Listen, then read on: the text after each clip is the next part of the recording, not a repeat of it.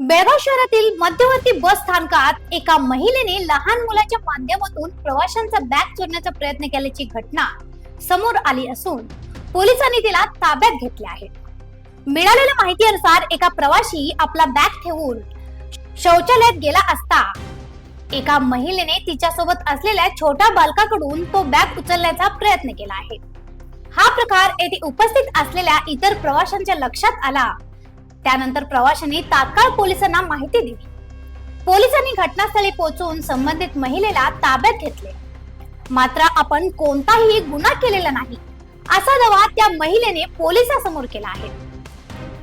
संशयाच्या आधाराने market police ठाण्याच्या पोलिसांनी त्या महिलेला पुढील चौकशीसाठी ताब्यात घेऊन पोलीस ठाण्यात नेले आहेत।